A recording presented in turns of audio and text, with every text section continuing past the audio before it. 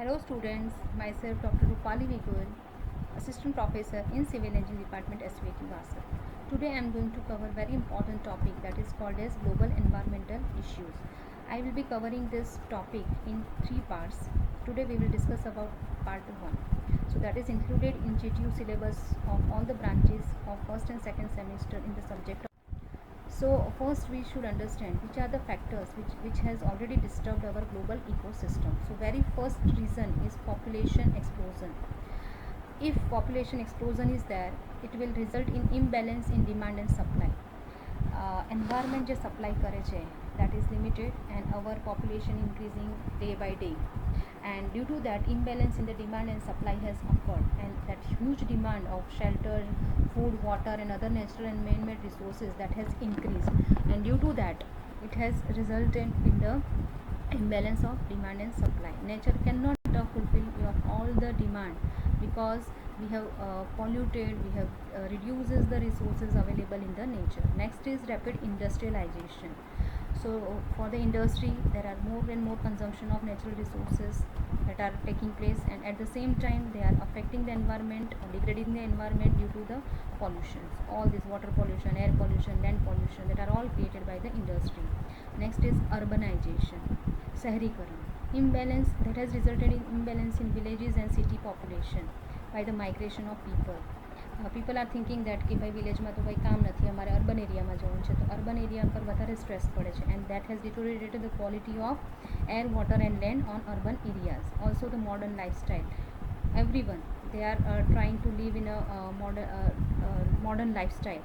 AC જોઈએ, fridge જોઈએ, then all the modern gadgets there. So that has increased more and more energy demand, and to fulfill that energy demand, more and more resources that are consumed, and generally for the energy demand we are using non-renewable resources like coal, etc. Coal thermal power plant, that is major one. So that has resulted in the degradation of environment. So basically all these about four factors, they are responsible in creating the global environmental problems and issues. Now we'll discuss all the global environmental issues. So major there are four global environmental issues that we are facing today. So first one is global climate change, global warming and greenhouse effect, acid rain and ozone layer depletion.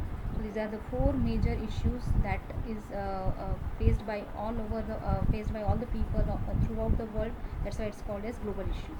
But other environmental problems and issues are also prevailing in the environment, that is depletion of natural resource, degradation of environment, land and soil degradation, habitat destruction. Many species of organism A destruct થઈ રહી છે, એક્સટિંક્ટ થઈ રહી છે, જે પહેલાં હતી હવે નથી. Loss of biodiversity, then water scarcity, then water pollution, all the different types of pollution, food shortage and health problems. So looking to this present day scenario of our environment, world community has realized that કે આપણે બહુ જ બધું environment ને harm કરી ચૂક્યા છે. We should do something for our environment. So they have realized the importance of environment, and they have tried to control the environmental problems through the concept which is called as sustainable development. So this is very important if we want to save the future of our future generation, coming generation, that you people. So in your GTU syllabus, in the contents, these are the topics included in this: sustainable development, global climate change, then global warming and greenhouse effect, acid rain, ozone layer depletion, carbon footprint, CDM, and international steps for mitigating the global climate change. So basically I will be covering this part in three different sections. First I will discuss the sustainable development and climate change. Second part I will be discussing all the major issues that are global warming, acid rain and depletion of ozone layer.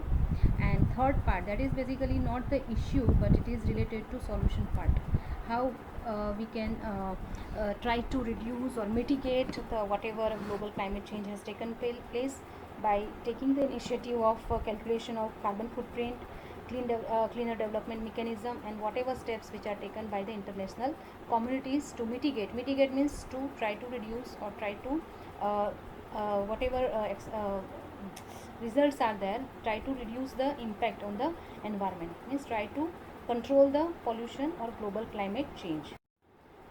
So first we will understand what is the meaning of sustainable. So basically since 1980 sustainability is used as a term more in the sense of human sustainability. માણસ કેટલું લાંબુ આ પૃથ્વી પર જીવી શકશે, and this lead us to the concept of sustainable development. So if you just see its dictionary meaning is very simple. The sustainability means able to continue over a period of time. લાંબા સમય સુધી ચાલે એવું, long lasting you can say. So it caused little or no damage to the environment and therefore able to continue for a long time. જો એન્વાયરમેન્ટને harm ના કરે તો તમે લાંબા સમય સુધી આ પૃથ્વી પર રહી શકો. સો that continues for a long time without damaging to the environment. That is the meaning of sustainability. So this sustainability, it is important for all the range of people and industries, because if environment is disturbed then we will be disturbed, because we are directly dependent on our environment.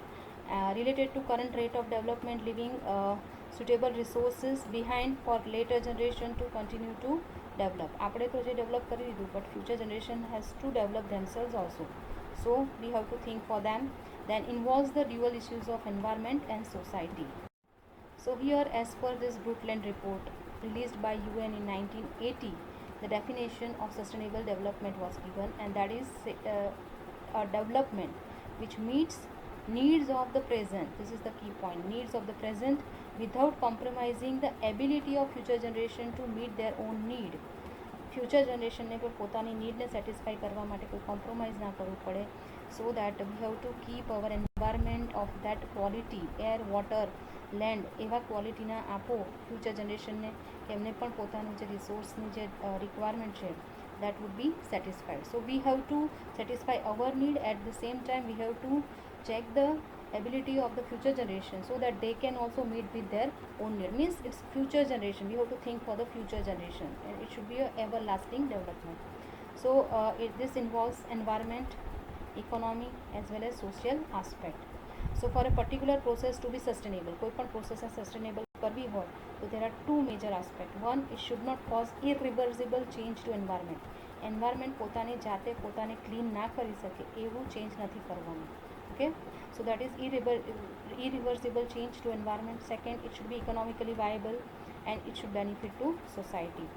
So principles of sustainable development is having two basic criteria. First, application of strategies of resource conservation. જે પણ resource છે available in nature, we should try to conserve it. Energy efficiency, because energy generation that demands maximum resource, so energy efficiency is very important. And improve transport, because fuel, that is non-renewable resource, that majorly we are using in vehicular traffic, and at the same time it is resulting in vehicular pollution, air pollution also. So that transport system is very important. So that methods are to be developed, and focus area is this. Next is change in the attitude among the public as well as government. જ્યાં સુધી government and public પોતાની જાતે ના વિચારે કે મારે environment માટે કંઈ કરવું છે, તે એવા લોઝ ના બનાવે, it is very difficult to go for the sustainable development. So here these three pillars whatever of sustainability I have discussed, it is same, it is related to society, it is related to economics, it is related to environment. So we have to think from people's point of view, from economic point of view as well as from environmental point of view, and then we have to design everything.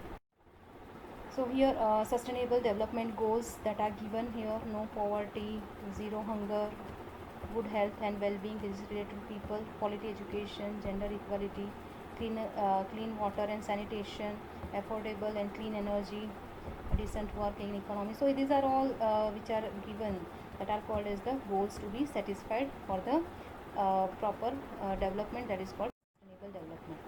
So basically this agenda 21 that was given in Earth Summit. So this is very famous summit that you should know. So it was established in 1992, which is called as United Nations Conference on Environment and Development, UNCED, which is more commonly known as Earth Summit, held in Rio de Janeiro, Brazil, that has given the blueprint for the sustainability in the 21st century. And it was whatever agenda that was given, okay, that is to be followed in the 21st century, which is called as Agenda 21. It was agreed by most of the governments, okay, and that is also monitored by the International Commission on Sustainable Development. And it addresses the development of societies and economies by focusing on the conservation and preservation of our environment and natural resource.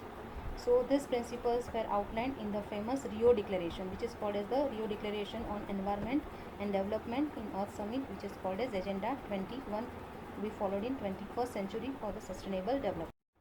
So according to that, major issues addressed were societies and economies related, energy sector, transport sector, poverty and health, population, business and industry, how much consumption is done and how much waste is generated, how the waste is managed, that is important. Conservation and preservation. Related to that, atmospheric protection is very important. Climate change, ozone depletion is to be observed properly. We have to see the health of our ecosystem also.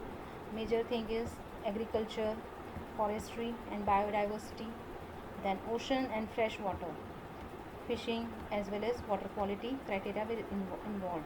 So for any country, these are the major principles to be adopted for attaining the sustainable development. So we'll discuss now concept of sustainable development, that is our focus area. First, reduce population, so that population growth, because imbalance is created due to that only. So we have to try to control the population by making some laws, etc. Minimize or avoid the dependence on fossil fuel. जितना कम हो सके उतना use करो fossil fuel. We have to judiciously use these non-renewable resource like petrol, diesel, coal, etc. More use of renewable resource, solar, wind, etc. Recycling and reuse of material for the waste minimization. So due to this, we can reduce the waste as well as we can conserve the fresh water source also, and as well as fresh material also. Improve the efficiency of all the process. So that will also help in waste minimization. Eliminate the poverty in the developing nations by social and economical development of community. So this poverty reduction is also major target. Then restore and preserve the biodiversity, because many extinct species are there. So we have to think that in future it should not happen.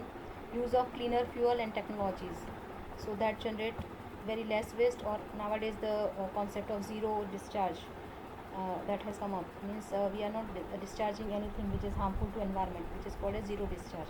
Then create the legislative mechanism. Legislative mechanism means kaido and rules and regulations by the government. It has to be enforced properly to maintain the environmental aims. Then develop individual and collective culture of participating in local, regional and global level. દરેક level પર કામ થશે, લોકલથી લઈને global સુધી, then only we will be able to achieve this particular goal. Then mass transportation system, this is the major thrust area in which we have to work together. Then efforts in maintaining the sustainability by developing the EIA. This EIA is environmental impact assessment. If any industry is coming up, then we have to first get the assessment कि what will be the impact, and ये environment पर શું impact करશે, air, water, quality, then land, how will it affect, that we have to carry out. Then environmental management system, basically this EMS, it is ISO certification in the range of 14,000. It says that if any industry is having EMS, means they are managing all their pollution within the level, and they are basically managing all the systems which are environmental friendly. So by adopting all this concept, you can go for the sustainable development. So indices of sustainable development means indicators. अगर कोई पण countryમાં अगर તમે જોવું હોય કે sustainability develop થયું છે કે નહીં, then you have to think for these factors or indicators.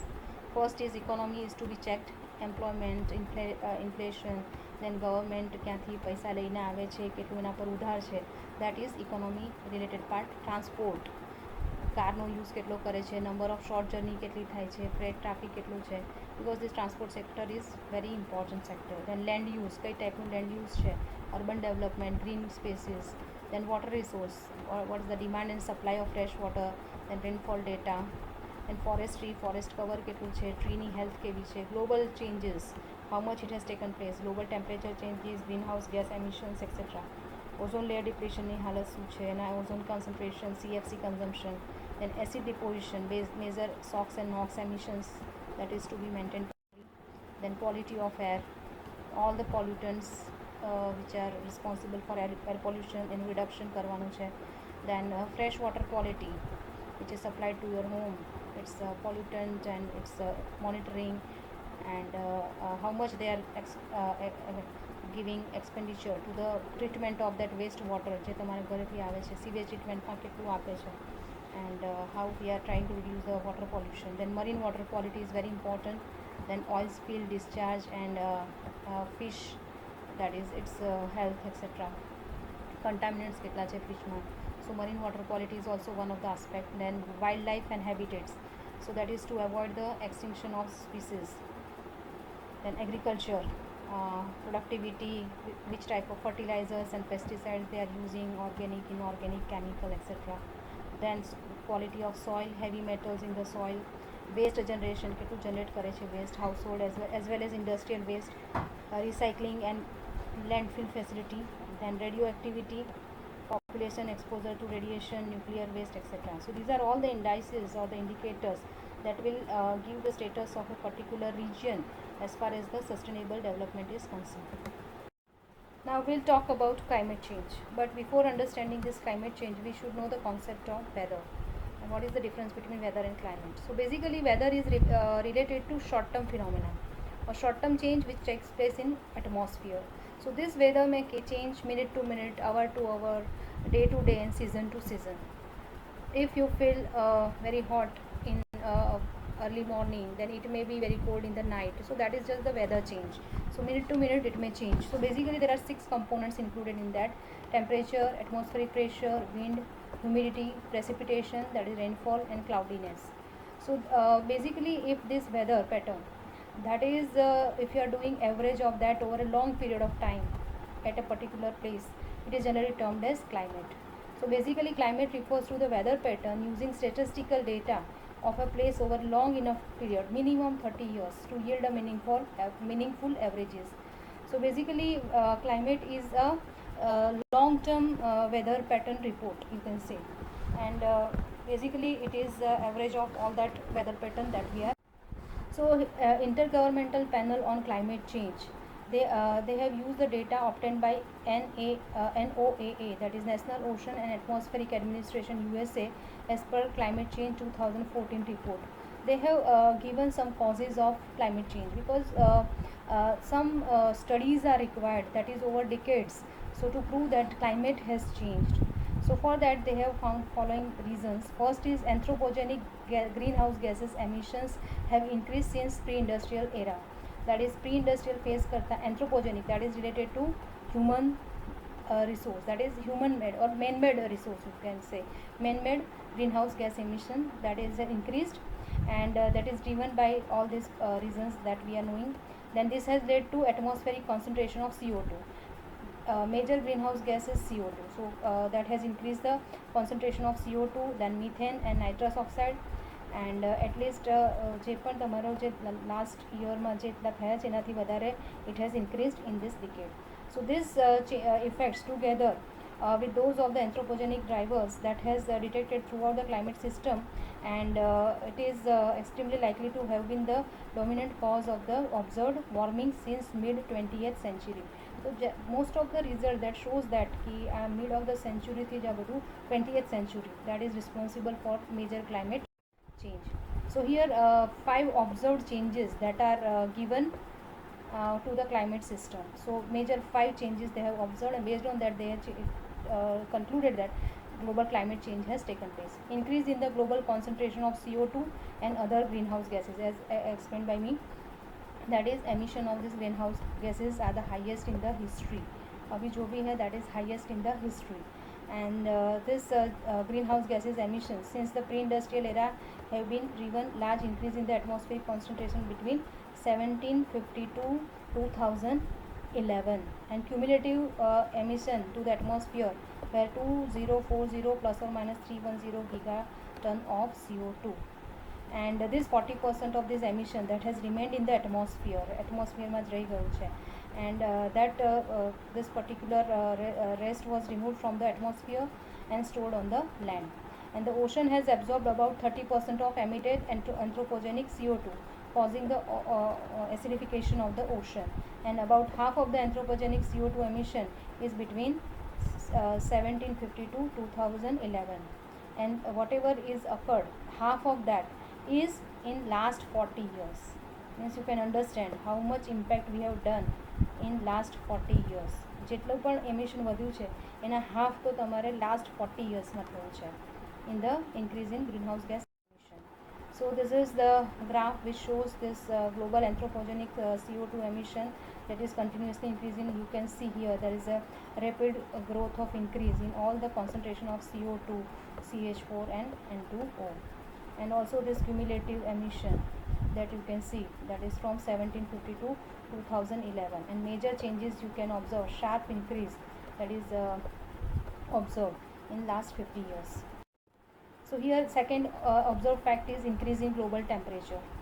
So each of the last 3 decades that have been successively warmer in the earth space, that is than the preceding decade since 1850. last 3 decades સૌથી વધારે ગરમ રહ્યા છે. And 1983 to 2020 was likely to be the warmest 30-year period over last 1400 years in northern hemisphere. And due to this average temperature that has increased both for land as well as ocean surface. લેન્ડનું તો વધ્યું છે, ઓશનની સરફેસનું પણ વધ્યું છે. And that warming is 0.85 degree centigrade over the period of 1988 to 2012. So range is given here. Decline in the Arctic sea ice. So annual mean Arctic sea ice extent, it is also decreasing over the period of 1979 to 2012, with the rate is in the range of 3.5 to 4.1% increase per decade. 10 વર્ષમાં આટલું બધું change થઈ જાય છે. And this Antarctic sea ice extent increase in the range of 1.2 to 1.8 per decade between 1979 to 2012. So you can say that Antarctic and Arctic sea ices that are increasing at very faster rate within last 30 to 40 years. Then decrease in the land ice. Over period this 1992 to 2011, Greenland and Antarctic ice sheet that has been losing their masses, and that is rate is also increasing. And Antarctica is losing 100 cubic meter of ice per year since 2002 due to increase in surface temperature and changing snow cover. So you can say that in last 40 to 50 years it is crucial as far as the global climate change is concerned. Also this rise in sea level is observed. This 1901 to 2012 global mean sea level has rose by 0.19 વધી ગયું છે. And then global average sea level had risen at the average rate of 1.2 mm per year. એક વર્ષમાં 1.8 mm વધી રહ્યું છે. And the rate of this sea level rise since mid of the 19th century have been larger than the mean rate during the previous 2 millennium. 2 મિલેનિયમના જેટલો change નથી થયો એટલો change 19th સેન્ચુરીમાં observe કરવામાં આવે છે, નથી વધારે. So you can understand in last few years, that is 30 to 50 years, how much impact we have made on global climate change. So here this average combined land and ocean surface temperature that are given here in this particular figure, and this is globally average sea level changes, how much they are changing. So maximum changes that are observed here in this range. So what are the impacts of this climate change? So total climate change has occurred, and due to that earth will rise its temperature 1.4 to 5.8 degrees centigrade in near future, so that we are already observing global warming. Then due to this warming, poles would be 2 to 3 times more than the global average. जो भी warming हो रहा है poles पे, it is more than that global average. Also rise in temperature will intensify the hydrological cycle that has disturbed our hydrological cycle. Rain pattern पूरा change हो चुका है, कहीं ज़्यादा बारिश आती है, कहीं कम बारिश आती है, drought हो रहा है, कहीं पे बहुत ज़्यादा flood आ रहे हैं. So that has disturbed it. Changing precipitation or melting snow cover and ice that are altering the hydrological system and affecting our water resource in the quantity as well as quality. Global average sea level had risen at the rate of 1.8 that already I have talked you. Then ocean acidification is also occurring. Then increase in the extreme high sea level and heavy precipitation events in the number of regions are observed, and which has threatened the life of the people living nearby 60 km to nearby sea, and increase the area that will be affected by the drought. So that is irregular pattern of rainfall. Decrease in the cold temperature extremes and increase in the warm temperature extreme. કોઈ પણ હશે extreme થશે, ગરમી વધારે, ઠંડી વધારે. That extreme conditions would be observed.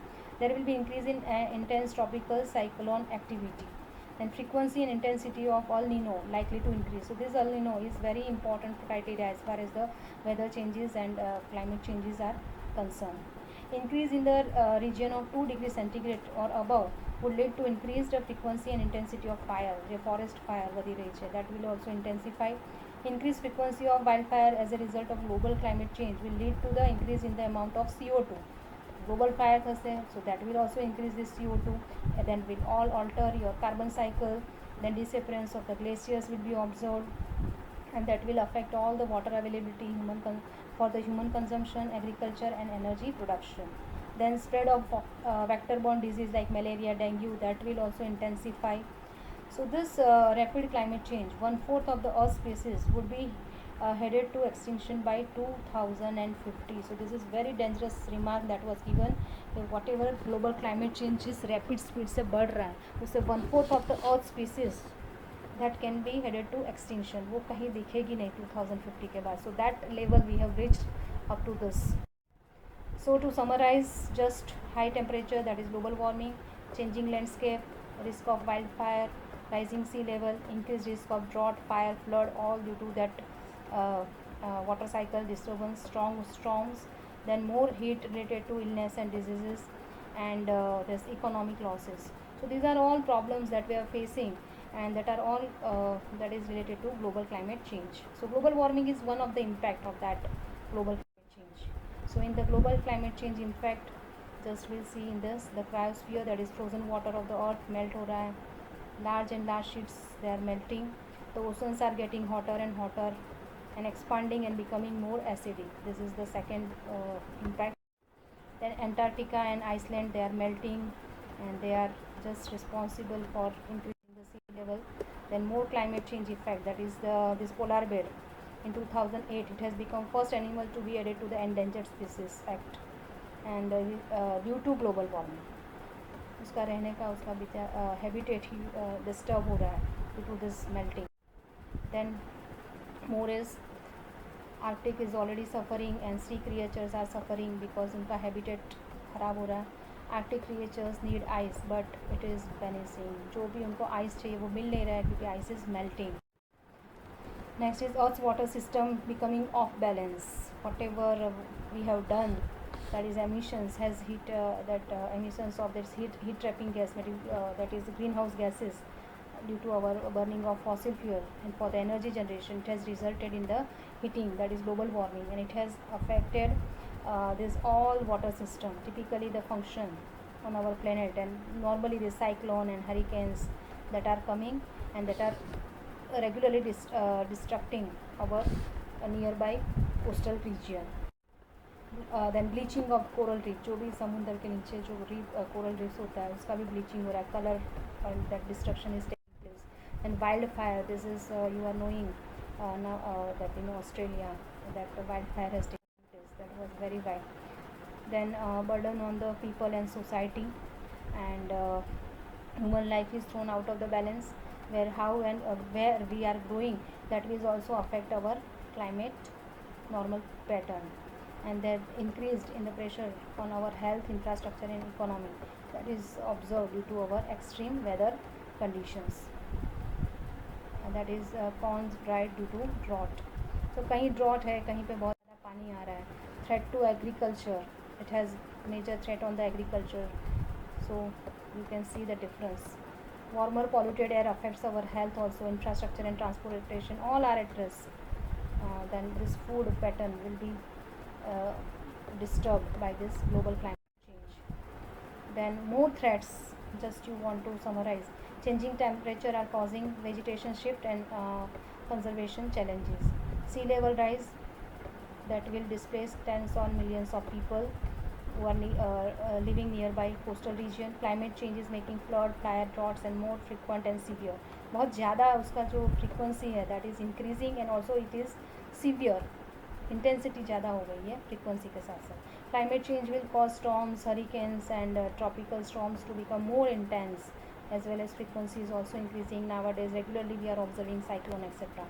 Climate change brings health risks to the world's most vulnerable communities. जो भी vulnerable है that are nearby that particular coastal region, that health risk is always there. Climate change is already affecting economies around the world, and now in this coronavirus, that you can see how we are due to our activity that is related to food, you can say food habit, and how that has affected the whole globe. So this way you can say that whatever activity that we are doing, it is affecting globally. So now looking to current scenario, you can say that we have made our this particular earth, that is a ball of fire, and now with our effort of sustainable development, we have to make it again better for a living planet for our life. So thank you very much. Whatever climate change has taken place, please contribute at your level. Whatever you can do, try to mitigate the global climate change. Thank you very much.